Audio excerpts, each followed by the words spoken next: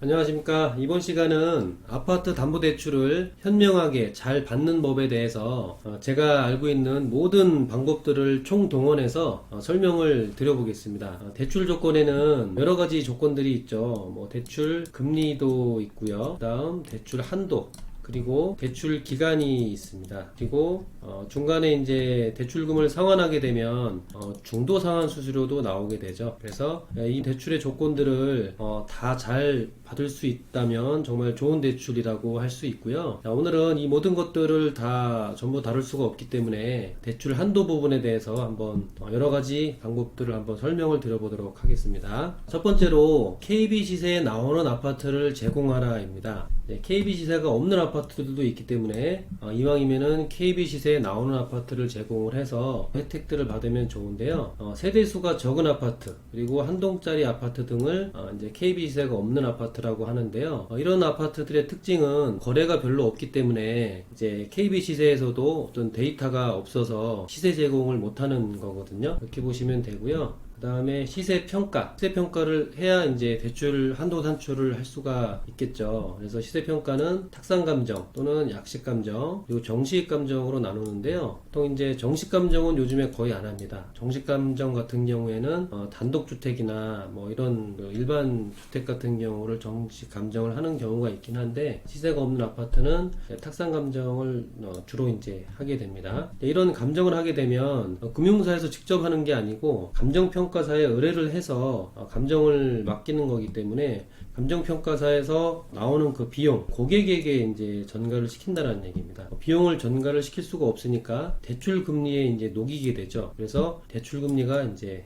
약간 올라가게 됩니다. 그리고 감정 기간도 소요가 되는데요. 경우에 따라서 하루에서 또는 3일까지 걸리는 경우가 있기 때문에 시간이 이제 소요되는 기간 동안 대출 가부를 알 수가 없기 때문에 좀 이제 답답한 경우가 생길 수 있습니다. 자, 그리고 다음은 대형 평형보다 중소형 평형을 제공하라입니다. 대형 평형의 아파트 같은 경우는 이제 소형 평형보다는 큰 집에 살고 있는 게 더 좋은 거 아닌가 라고 생각을 할 수가 있는데요. 금융사에서는 이런 전용 면적이 미터 해서 이걸 초과하게 되면 금리를 가산시키게 됩니다. 그리고 전용면적 100제곱미터를 또 초과하게 되면 대출한도를 또 축소하게 되거든요. 대출한도는 내려가게 되고 대출금리는 올라가게 되는 거죠. 또 이제 작은 집에 살고 있는 것보다 큰 집에 살고 있는 게 좋은 거구나, 금융사에서 더 혜택을 주지 않을까라고 생각들 하시는데요. 아닙니다. 그 반대입니다. 그래서 만약에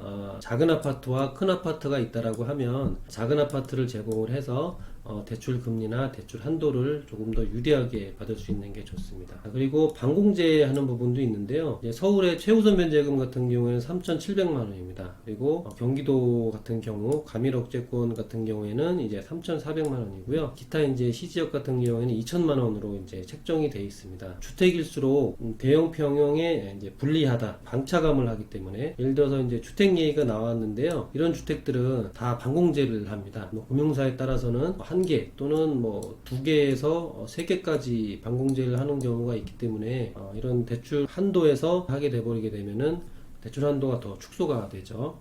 그런 내용입니다.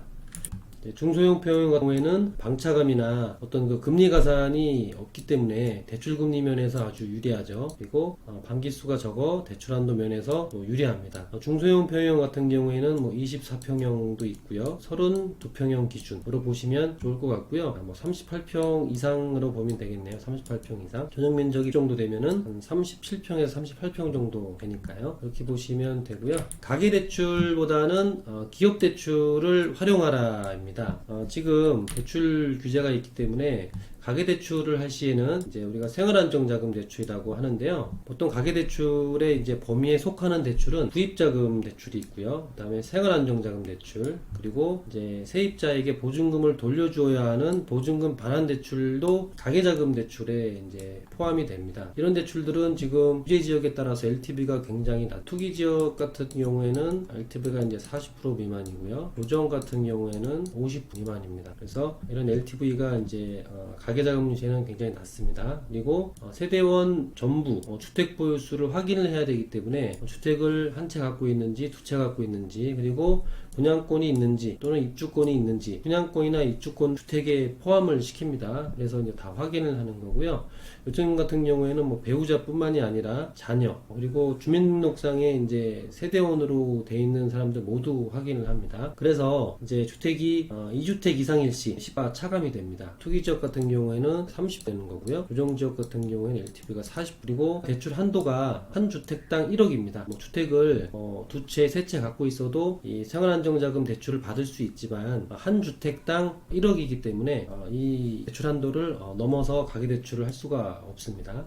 생활안정자금으로 만약에 또 대출을 하게 되면 주택 구입을 못합니다. 지금 정부에서 투기주택을 구입하는 그 자금을 철저히 조사를 하고 자금 조달 계획서라든지 이런 것들을 다 이제 주택을 살 때 다 이제 검증을 해야 되고 그 다음에 갖고 있는 주택을 또 갖고 대출을 할 때도 어디에 쓰는지도 다 확인을 합니다. 그래서 이런 것들 유념하시면 되고요. 그 다음은 이제 가계대출보다 이제 기업대출을 이용해야 하는 이유 경우에 따라서는 대출 한도가 뭐 1억 초과해서 많이 필요한 경우도 있지 않습니까? 이런 경우는 이제 개인 사업자나 법인 사업자, 신규 사업자가 이제 대출을 하는 거죠.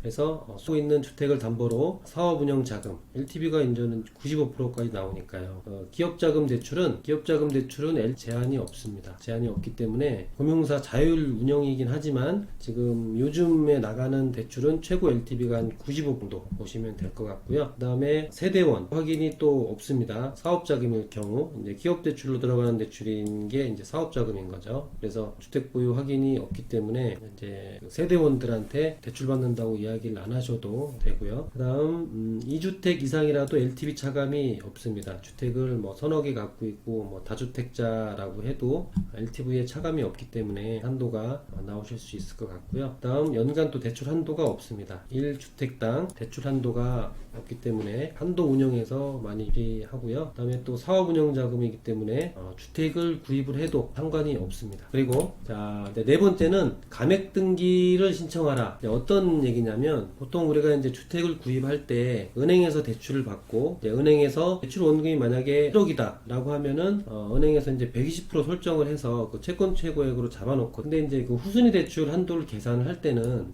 그 앞에 있는 선순위 대출을 1억으로 보는 게 아니고 채권 최고액으로 잡혀있는 1억 2천으로 봅니다. 그래서 대출원금이 1억이다. 요즘에는 110% 설정을 많이 하죠. 요즘에는 이제 110% 설정을 많이 해서 보통 1억 기부등본상에는 1억 1천으로 설정이 돼 있기 때문에 1억을 빼는 게 아니고 이제 1억 1천을 이제 빼게 됩니다. 그래서 내가 이제 대출을 받았는데 원금을 좀 그동안 좀 많이 갚아서 예를 들어서 대출원금이 1억이 아니고 한 7천만 원이 남아있다. 그렇다라고 하면은 감액등기 신청을 해서 7천만 원에 110%면은 7,700만 원이지 않습니까? 그래서 선순위 대출 그 채권 최고액이 줄어들기 때문에 후순위 대출 한도를 더 많이 받을 수가 있는 거죠. 이런 겁니다. 대출원금이 작아졌다면 감액등기 신청을 해서 이렇게 할 수가 있고요. 감액등기 신청하는 방법은 은행에 전화하셔서 감액등기 신청 처리해달라고 하면 되십니다. 다음은 다섯 번째인데요. 아파트 1층도 일반가로 인정을 받아서 이제 대출을 하는 금융기관을 찾아야 된다는 얘기입니다. 아파트 1층이나 2층인 경우에는 담보평가 금액을 KB시세의 하한가로 적용을 하는 게 보통입니다. KB시세를 이제 보셨던 분들은 아시겠지만 하위 평균가가 있고 그리고 일반 평균가가 있죠. 그리고 상위 평균가가 있고요. 1층이나 2층 같은 경우에는 이제 하한가 기준을 삼는 게 이제 보통이고요. 이제 그 위에 층들은 이제 일반가를 보고요. 로열층 같은 경우에는 상한가를 보는 금융기관도 간혹 있습니다. 내가 이제 1층에 살고 있는데 대출 한도를 조금 더 많이 받아야 된다라고 하면 하한가 기준이 아닌 일반가를 기준으로 삼는 그런 금융기관을 찾아야 된다는 얘기입니다. 일부 금융사에서 저층인 경우에도 이제 KB시세 일반가를 적용을 한다는 얘기죠. 자, 다음은 이제 제 3차주를 세워라입니다. 무슨 내용이냐면 담보대출 한도 소득 계산 시 이제 당연히 차주의 소득 정보를 활용을 하죠. 그런데 차주의 소득 증빙이 이제 좀 미달될 경우 제 제3차주를 세워서 소득증빙이 좀 더 많으신 3차주를 세워서 대출 한도를 이제 충족시키는 그런 이제 대출 방법이 있습니다. 금융사에 따라서는 직계, 그리고 직계 존비속, 그리고 완전 제3자까지 허용하는 기준이 있기 때문에 내가 만약에 아파트를 갖고 있는데 내가 소득이 좀 부족해서 대출 한도가 원하는 만큼 안 나온다라고 하면 가족 중에 또는 뭐 제3자로 해서 3차주를 세워서 대출하는 그런 방법들이 있습니다. 다음 7번째는 사업자 등록을 하라입니다. 이제 아까 보셨던 것처럼 가계대출과 기업대출이 있을 때 가계대출보다는 우리가 이제 기업대출이 한도가 많이 나오잖아요. 그러니까 이제 직장인분들 같은 경우에는 사업자 등록이 안 돼 있기 때문에 이제 기업대출을 받을 수가 없죠. 가계대출 범위 내에서만 대출을 해야 되는데 어떤 뭐 사정이 있어서 가계대출 한도보다 또 초과를 해서 대출을 해야 된다라고 하면 이 사업자 등록을 하면서 대출할 수가 있는 거죠. 직장인인 경우 이제 그런 이제 해당이 되시고요. 일부 이금융권에서는 신규 사업자 등록 시 기업 대출로 평가를 하기 때문에 기업 대출의 LTV만큼 대출을 해주는 겁니다. 근데 임대 사업자는 불가합니다. 지금 정부에서 그 임대 사업자의 대출 한도를 모니터링하면서 강력하게 규제를 하기 때문에 임대 사업자는 불가능하고 그냥 일반 사업자 뭐 여러 업종들의 사업자들이 있죠. 그래서 만약에 사업자를 내서 대출을 한다라고 하면 먼저 사전에 사업자를 냈을 경우에 대출 한도가 나오는지, 그리고 이제 대출 조건은 어떻게 되는지 미리 확인을 해서 나온다라고 하면 그 다음에 이제 사업자 등록하는 절차들은 금융사에서 안내를 해주니까 그렇게 이제 해주시면 진행이 좀 수월할 것 같습니다. 그리고 이제 8번째는 신용카드 사용을 생활화하라입니다. 무슨 얘기냐면 가계대출 및 기업대출 DTI 평가 시 이제 신용카드 사용 내역을 활용을 하거든요. 그래서 이제 뭐 원천징 수용 수증이나 또는 소득금액 증명원이 이제 안 되시는 분들 신용카드를 활용을 해서 소득증빙을 하실 수가 있는데요. 추정소득이라고 합니다. 추정소득이라고 하는데 신용카드 추정소득의 이제 소득 종류에는 신용카드도 있고요. 뭐 연금도 있고 한데 신용카드의 소득 환산율이 굉장히 좋습니다. 그리고 이제 요즘 같은 경우 뭐 신용카드뿐만이 아니라 체크카드도 이제 인정을 해주기 때문에 이제 카드 안 쓰신 분들을 뭐 거의 없으시죠. 그래서 신용카드를 평소에 좀 이렇게 생활화 하셔서 나중에 이제 대출이 필요할 시기가 생길 수도 있기 때문에 대출이 필요할 때 이 신용카드를 활용해서 하시면은 좋다는 얘기입니다. 이제 이 신용카드를 활용하시는 분들은 이제 무직자나 프리랜서, 전업주부 등 이제 소득출이 어려우신 분들이 쓰시면 유리합니다. 단 조건이 있습니다. 연간 소득금액 증명원이 2,400만원 미만이어야 이 카드를 활용을 할 수가 있습니다. 2,400을 넘어가게 되면 이 소득금액 증명이 넘어가게 되면은 이 신용카드를 쓸 수가 없습니다. 신용카드뿐만이 아니라 이 추정소득 자체를 쓸 수가 없습니다. 그래서 소득금액 증명을 한번 띄워보고 내가 2,400 미만인지 확인을 하셔야 될 것 같습니다. 이거는 이제 가계대출 기준이고요. 기업대출은 해당 사항이 없습니다. 그래서 기업대출은 2,400만원 이상이어도 진행하는데 때문에 참고해 두시면 좋을 것 같고요. 다음은 세입자의 협조를 구하라 인데요. 무슨 얘기냐면 선순위 세입자 보호 차원에서 이제 1금융권의 경우는 세입자 후순위 대출이 불가능합니다. 이제 세입자와 이제 이야기를 하셔서 전출을 좀 해줄 수 있다라고 하면 세입자분의 이제 전출 담보대출을 실행을 하는 거죠.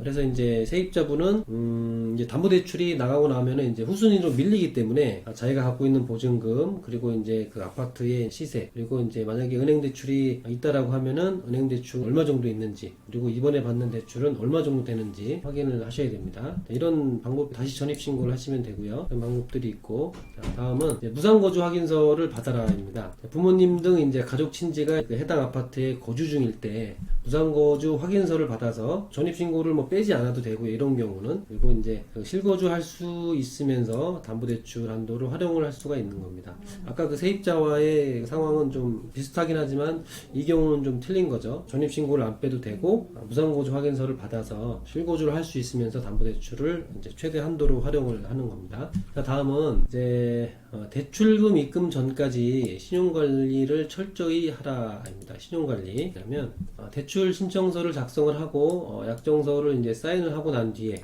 서류 접수를 하고 난 뒤에 이제 뭐 시간이 며칠 걸릴 수 있죠. 그 기간 동안에는 신용을 건드리면 안 됩니다. 웬만하면 소액 신용대출이라든지 카드론 대출, 현금 서비스 등 이런 걸 받게 되면 그 대출 실행일에 한 번 더 점검을 하거든요. 이제 신용 등급이 만약에 이제 최초에 평가를 할 때 신청서를 작성했을 때 6등급이었었는데 신용대출이나 카드론 대출, 현금 서비스 등을 받아서 만약에 7등급으로 떨어졌다. 그러면 이제 이 대출 실행일날 대출이 안 됩니다. 만약에 이제 그 금융사는 6등급 이내에 들어와야 대출이 되는데, 만약에 이제 등급이 떨어져서 그 대출 평가할 때 대출이 안 나갈 수도 있습니다. 반드시 유념을 하셔야 되고요. 요즘 같은 경우에는 이제 신용 등급 평가제가 없어지긴 했지. 아무래도 금융기관에서는 이제 신용 점수제로 평가를 한다라고 해도 아무래도 이제 내부적으로 등급 관리를 할 수도 있기 때문에 제가 한번 이런 부분이 있습니다. 그래서 실제로도 받고 대출 신청서 접수를 하고 난 후에는 신용대출이나 또는 이제 카드론 대출, 현금 서비스 등을 알아야 됩니다. 이렇게 제가 이제 좀 길게 몇 가지 예를 들어가면서 제가 알고 있는 모든 방법들을 총동원해서 이렇게 설명을 드려봤는데요. 뭐 이런 점들이 있구나. 이렇게 해서 대출이 못 나갈 수도 있고 또 대출 한도를 늘리는 경우도 있구나. 알고 계셨다가 나중에 대출이 필요하실 때 활용하셔서 건강한 금융생활 하셨으면 좋겠습니다. 이번 시간 여기까지고요. 다음 시간에 조금 더 좋은 영상으로 뵙겠습니다. 감사합니다.